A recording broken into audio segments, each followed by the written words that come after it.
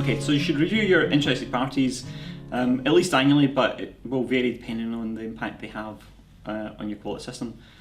The types of things you should be reviewing is their suppliers, what's their performance, customers, are you meeting their expectations, same with employees.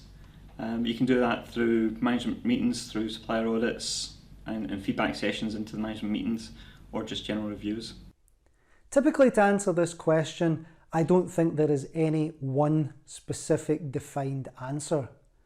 If I was to be put on the spot, I would maybe say annually. However, in changing circumstances which could be within your business or possibly out with your business where you have little influence over it, then it means in any of these significant changes that occur, you really need to do a review. It may not be a review of all your interested parties, but maybe those specific ones that may be impacted by some external influence.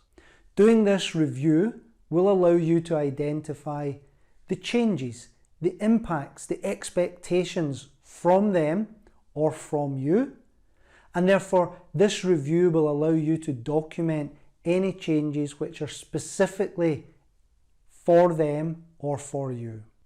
Identifying this information of the interested party or parties will allow you to adjust your management system and the methods of how you communicate, report, monitor, measure, etc.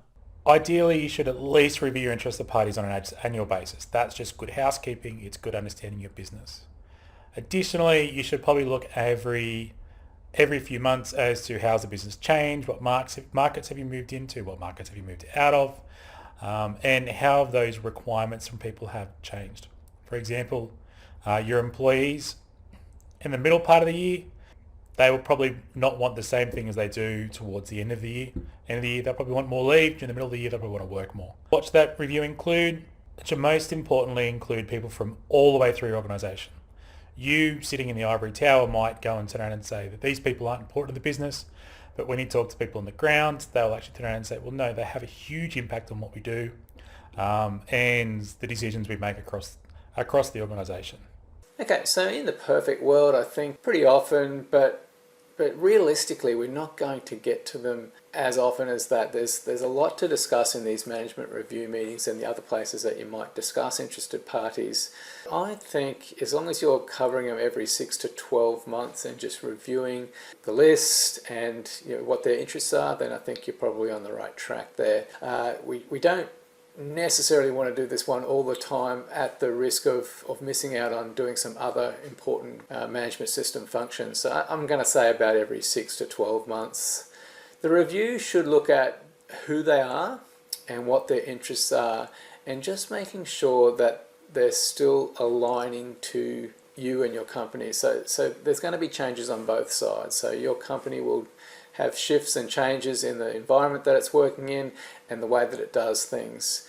And your interested parties may also have changes in the way that they do things. So we need to make sure that the way that we've worked through it previously is still valid, and that's what my review would look like, is looking at the list, looking at what their sort of needs and requirements are, and are they still in alignment. Our experience has been that interested parties and who they are don't change that often. That's been our experience. However, what we have found that some of the needs and expectations of those interested parties can evolve. So the interested party being a regulator.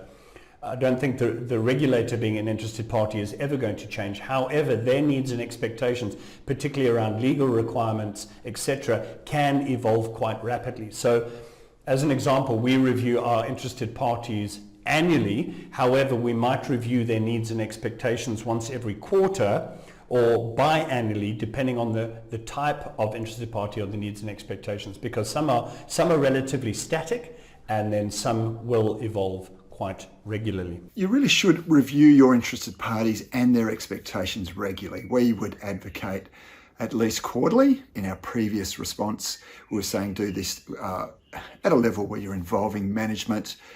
A couple of things to consider in the process. Number one is for your existing interested parties, their expectations can change over time. So yes, if you're doing that quarterly or 6 monthly, you need to identify whether, let's say, if we had a regulator as an interested party, or staff, or whoever the interested parties might be, we need to actually identify their new expectations.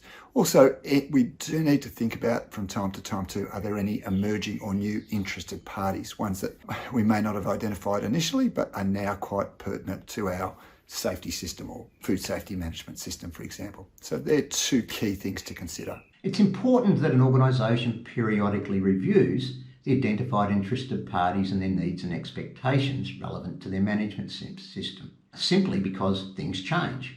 How often this is done really depends on the degree of risk involved. For example, the expectations from regulators in respect to a legal requirement may change, and the organisation should ensure it's able to meet this new law or regulation from the time it comes into effect. So an organisation must have a process in place to regularly monitor changes to legal requirements so it can ensure its management system is amended in a timely manner.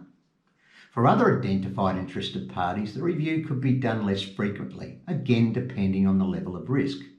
That said, at the very least, I'd recommend that the identified interested parties be formally reviewed by stakeholders in the business at least once every 12 months. In terms of reviewing interested parties, it wouldn't fall under one category, one frequency of review, because different interested parties have different review requirements. As an example, your employees, you may have 6 monthly or annual performance evaluation or performance development plans with them. Your management team, you need to have different frequency of keeping them engaged and informed about your company objectives and strategic direction. In terms of your supplier and contractors, you need to have different frequency depending on the risk they impose your company to. So you need to evaluate them on the cost, quality, safety, information security. So each one of them would have different review dates or review frequencies, and also those reviews would depend on the impact that they have on your organization. If you enjoyed this video, click on the link to view the next compliance conversation.